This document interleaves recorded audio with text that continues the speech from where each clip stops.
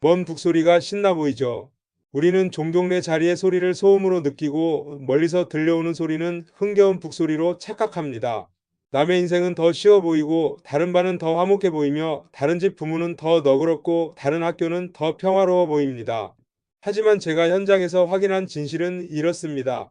문제 없는 집과 반은 없습니다. 다만 어떤 집과 반은 문제를 문제로만 보지 않고 배움의 언어로 해석합니다. 같은 사건이더라도 해석이 다르면 대처가 달라지고 대처가 달라지면 결과가 달라집니다. 우리는 이를 감동 캠프에서 해석 근육이라고 부릅니다. 팔굽혀펴기를 하듯 해석도 훈련하면 강해집니다. 오늘 이 글은 그 근육을 키우는 체육관이 되기를 바랍니다.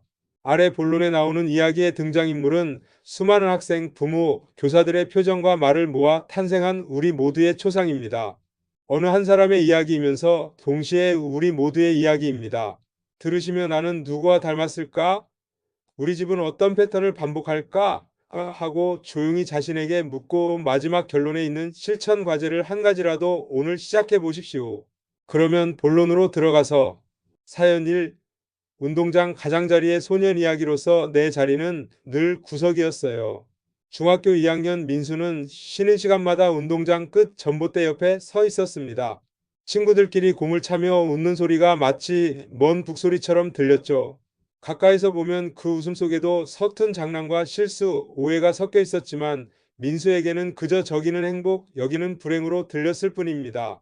어느 날 상담 시간 저는 민수에게 조심스럽게 물었습니다. 그 자리가 너에게 말해주는 문장은 뭐니? 민수는 잠시 생각하다가 이렇게 적었습니다. 나는 섞일 수 없는 사람이다. 우리는 회복을 위한 첫 활동 3분 멈춤 문장 바꾸기를 했습니다. 1분은 숨을 고르고 1분은 몸을 느끼고 발바닥 어깨 어금니 이완 마지막 1분은 문장을 바꿉니다. 민수는 처음엔 나는 섞일 수 없는 사람이다 해서 나는 아직 섞이는 법을 배우는 중이다로 바꿨고 다음 주에는 나는 오늘 한 사람에게 먼저 다가가 볼 수 있다로 문장을 좁혔습니다. 그러고는 체육 시간에 공이 옆으로 굴러왔을 때 살짝 발끝으로 멈추었다가 되돌려 주었습니다. 놀랍게도 그 작은 발끝이 민수에게 첫 리듬이 되었습니다. 북소리는 멀리서만 들린 게 아니었습니다. 민수는 자기 발끝으로 첫 박자를 찍었습니다. 교훈이라면 문제는 종종 관계의 입구에서 막힙니다. 입구는 화려한 문이 아니라 발끝일 때가 많습니다. 우리는 거대한 변화가 아니라 작은 리듬부터 시작하면 됩니다. 사연 2. 교실의 DM건으로서 친구라면서 왜 찌르죠? 입니다. 고1 지민이는 단톡방과 DM에서 묘한 농담의 타겟이었습니다. 친하니까 그렇지라는 말 뒤에 숨는 가벼운 비꼼은 사실 무게감 있는 상처를 남깁니다. 멀리서 보면 아이들끼리 다정하게 떠드는 즐거운 북소리처럼 보였지만 가까이서 보면 불협화음이었습니다. 우리는 감정 온도계 0에서부터 10까지 살피는 측정기를 꺼냈습니다. 지민은 아침에 4, 점심엔 6, 밤엔 8까지 오른다고 했습니다. 저는 아이들과 관계 통장이라는 말을 나눴습니다. 칭찬, 경청, 인정과 사과는 입금이고 비꼼, 무시, 조롱과 비난은 출금입니다. 지민은 용기를 내어 단톡방에 이렇게 올렸습니다. 나는 장난을 좋아해. 근데 나를 낮추는 농담은 장난 아니야. 우리 규칙 하나만 만들자. 없어도 되는 상처는 만들지 말자. 그날 이후로 모두가 바뀌지는 않았지만 두 명의 친구가 지민에게 개별 메시지로 사과를 보냈습니다. 그 둘의 메시지는 지민의 통장에 큰 금액의 입금이 되었습니다. 그리고 그 두 명이 반 분위기를 바꾸는 작은 스네어 드럼이 되었죠. 스네어 드럼은 밴드에서 소리가 가장 또렷하게 들리며 전체 연주가 흔들리지 않도록 박자를 잡아주는 악기입니다. 화려한 멜로디를 연주하진 않지만 그 꾸준한 박자 덕분에 노래가 무너지지 않습니다. 마찬가지로 두 명의 작은 사과가 반 전체의 흐름을 다시 안정시키고 모두가 함께 맞춰갈 수 있는 리듬을 만들어준 것입니다. 교훈 친해서 괜찮다는 말은 종종 면허증처럼 쓰이지만 친하면 더 조심해야 합니다. 친밀함은 면허가 아니라 보험입니다. 서로를 보호하는 규칙이 있을 때 우리는 오래 갑니다. 사연 3은 아버지의 탕비실로서 미안하다 그러나의 종결법에 대한 이야기입니다. 한 아버지는 늘 그러나로 문장을 끝냈습니다. 미안하다. 그러나 너도 잘못했잖아. 아버지는 아들을 사랑했습니다. 다만 사랑을 해석하는 법을 배우지 못했습니다. 우리는 2시간의 가족 세션을 가졌습니다. 먼저 아버지와 아들은 서로의 손등에 손을 올리고 눈을 감고 심장 박동을 듣는 1분 정지를 했습니다. 그리고 아버지에게 단 한 줄의 문장을 부탁했습니다. 미안하다 뒤에 쉼표가 아니라 마침표를 찍어달라고요. 아버지는 처음엔 어색해했습니다. 하지만 따뜻한 물 한 대야가 들어오고 아들이 아버지의 발을 조심스레 씻겨드리는 세족식의 순간에 아버지는 울먹이며 말했습니다. 미안하다. 마침표. 그날 밤 아버지와 아들은 각자의 자리에서 서로에게 쓴 편지를 교환했습니다. 아들의 편지에는 이렇게 적혀 있었습니다. 아빠의 마침표는 내 마음의 문장 모두 바꿨어요. 내 안에 그러나가 줄어들었어요. 교훈 사과의 완성은 논쟁의 승리가 아니라 사랑의 회복입니다. 사과는 설명을 부르는 것이 아니라 마침표를 찍는 기술입니다. 마침표는 관계의 리듬을 리셋합니다. 사연사는 교무실 창가의 선생님 이야기로서 나는 지켜보는 사람일 뿐일까? 입니다. 현장엔 늘 마음 아픈 선생님이 계십니다. 교무실 창가에서 창밖을 보며 저 아이에게 어떻게 다가갈까 고민하던 한 선생님이 있었습니다. 그 선생님은 자신을 지켜보는 사람이라고 표현했지요. 우리는 교사 연수 시간에 관찰해서 개입의 3단계를 함께 연습했습니다. 관찰 단계에서는 사실을 그대로 기록한다. 예를 들어 2주간 급식 시간에 혼자 앉음. 해석 단계에서는 추측은 연필로 지우개로 지울 수 있는 부분에 적는다. 예로 왕까? 식욕 저하? 시험 스트레스? 개입 단계는 작고 따뜻한 개입부터 시작한다. 이에 급식 줄 서며 가벼운 질문 1개, 공감 1문장, 선택권 1개. 그 선생님은 다음날 아이에게 이렇게 말했습니다. 요즘 내가 혼자 있는 시간이 늘었더라. 괜찮을 때 선생님하고 5분만 산책할래? 싫으면 싫다고 말해도 돼. 아이의 눈이 처음으로 선생님의 눈을 정확히 바라봤습니다. 지금은 이라고 말하고 망설이다가 2분만요. 그 2분이 한 학기의 방향을 바꿨습니다. 선생님은 더 이상 지켜보는 사람이 아니라 박자를 주는 지휘자가 되었습니다. 교훈 개입은 거창할 필요가 없습니다. 사실, 연필, 작은 선택권. 이 세 가지가 교실의 공기를 바꿉니다. 사연 오는 나는 엄마의 엄마가 아니에요로서 뒤바뀐 역할을 내려놓는 연습. 고등학생 선이는 집에서 엄마의 엄마 역할을 하고 있었습니다. 엄마는 상황이 힘들 때면 선이에게 기대었고 선이는 엄마의 눈치를 보며 자신의 감정을 미루는 기술만 늘었습니다. 감동 캠프에서 우리는 역할 카드를 나눴습니다. 각자 오늘 하루에 자신이 들고 있던 역할 카드를 책상 위에 늘어놓는 활동입니다. 딸 학생 친구 상담자 집안 관리자 선희의 책상은 카드로 가득했습니다. 저는 조심스럽게 물었습니다. 이 중에 지금 내려놓고 싶은 카드는 무엇인가요? 선희는 떨리는 손으로 엄마의 엄마 카드를 집어 조용히 내려놓았습니다. 그리고 속삭였습니다. 저는 딸로 살고 싶어요. 그날 저녁 선희와 엄마는 서로에게 쓰는 10개의 문장을 썼습니다. 엄마는 내가 딸에게 사랑을 전하는 10가지 방법. 선희는 내가 엄마를 존중하는 10가지 말. 서로 교환하며 읽는 동안 묵혀둔 눈물이 터져 나왔습니다. 엄마는 말했습니다. 내가 너에게 엄마의 짐을 넘겼구나. 그 짐 오늘 다시 내가 질게. 선희는 답했습니다. 엄마, 이제 저는 딸의 리듬으로 살아볼게요. 교훈 사랑은 역할을 바꾸는 것이 아니라 역할을 제자리에 두는 일입니다. 제자리의 사랑은 가볍고 오래갑니다. 사연 6은 실패의 오후 이야기로서 나는 70점짜리 사람이야?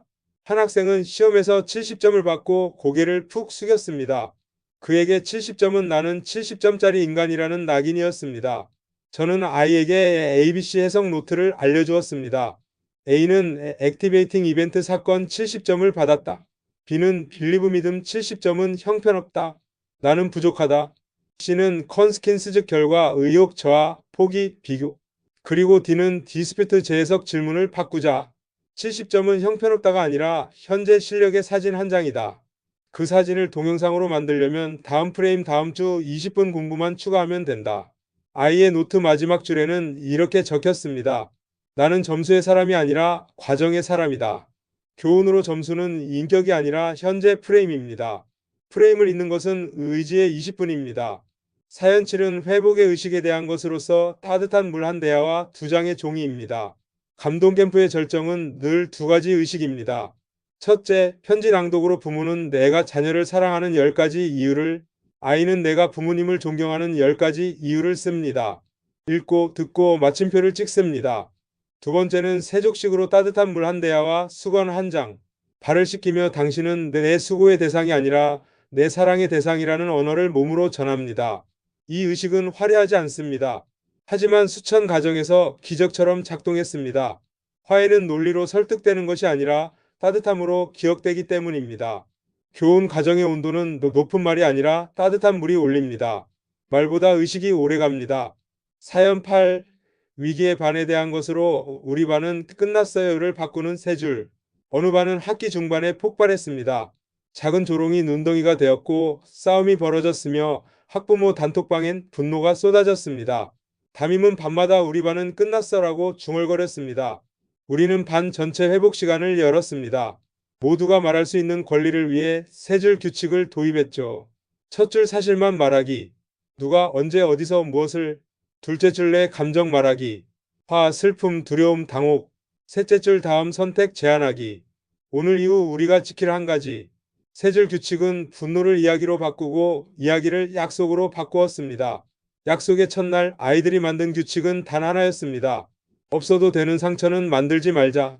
그 한 줄이 반의 북소리를 다시 맞췄습니다. 누군가의 손바닥 위에서 탁탁 작은 리듬이 시작됐습니다.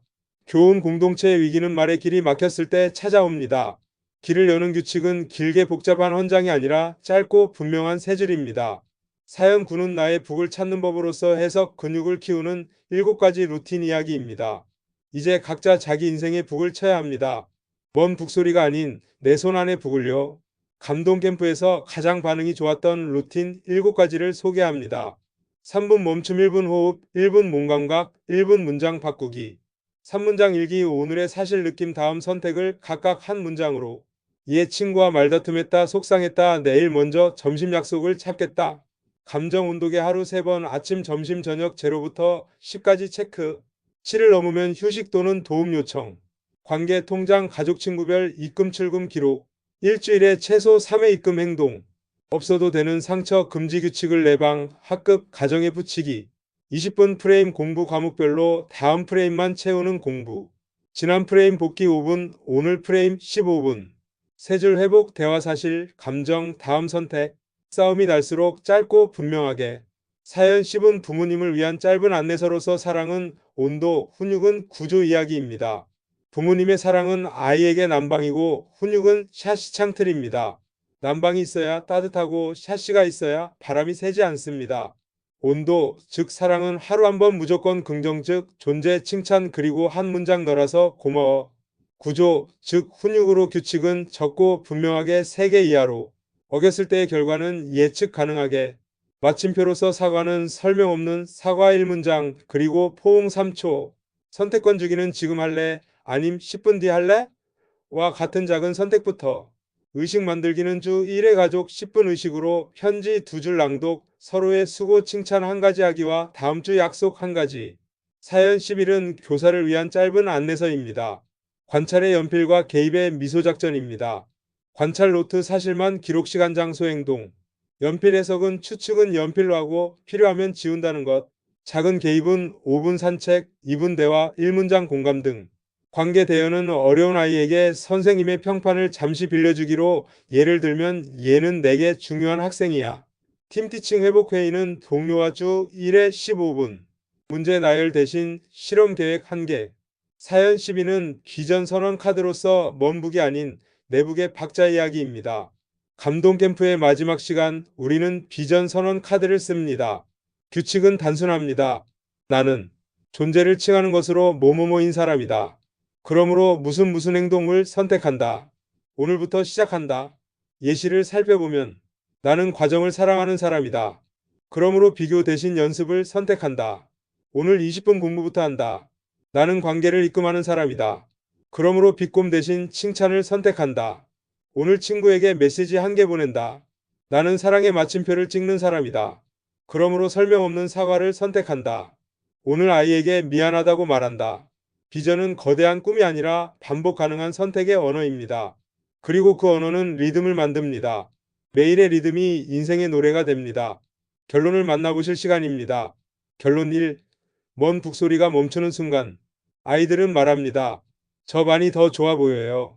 저 집이 더 행복해 보여요. 저 직업, 저 점수, 저 얼굴, 저 키, 저 몸 거기엔 박수와 북소리가 있어서요. 저는 조용히 대답합니다. 맞아, 먼 북소리는 항상 신나 보여. 그런데 가까이 가보면 거기에도 박자 틀린 날이 있어. 그들이 특별해서가 아니라 해석 근육을 길렀기 때문이야. 우리는 모두 내 인생의 북을 손에 쥐고 있습니다. 때로는 박자가 엇나가고 때로는 악보를 잃어버리기도 합니다. 그러나 괜찮습니다. 다시 첫 박을 찍으면 됩니다. 발끝으로 한 문장으로 세 줄로 20분으로. 결론이 오늘 당장 시작할 첫 박 체크리스트로서 오늘의 세 문장 일기로서 사실, 감정, 다음 선택 작성하기. 가족에게 입금 행동 1개, 즉 존재 칭찬 1문장. 누군가에게 설명 없는 사과 마침표. 단톡 DM에서 없어도 되는 상처 금지 선언. 공부는 다음 프레임 20분. 교실에서 2분 산책 대화 제안하기로 교사 또는 친구에게 하기.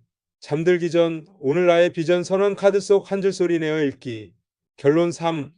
마지막 당부로서 당신의 북으로 걷는 법입니다. 청소년 여러분, 당신은 점수가 아니라 사람입니다. 오늘의 선택이 내일의 실력이고 내일의 실력이 모여 당신의 길이 됩니다. 부모님, 사랑의 온도와 훈육의 구조를 함께 세워주세요. 설명보다 마침표가, 훈화보다 의식이 오래갑니다. 교사 여러분, 관찰의 연필과 개입의 미소를 잊지 말아주세요.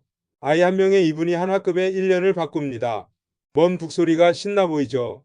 그 말 속에는 감탄과 부러움이 들어있습니다. 하지만 이제 이렇게 덧붙여 봅시다. 먼 북소리는 신나 보이죠? 그러나 내 손안의 북은 오늘부터 진짜로 신납니다. 여러분 각자의 박자로, 각자의 속도로, 각자의 노래로 걸어가십시오. 저는 그 길 끝에서, 아니 그 길 중간중간에서 따뜻한 물 한 대야와 2장의 종이를 들고 서 있겠습니다. 당신의 첫 박을 응원합니다. 감사합니다.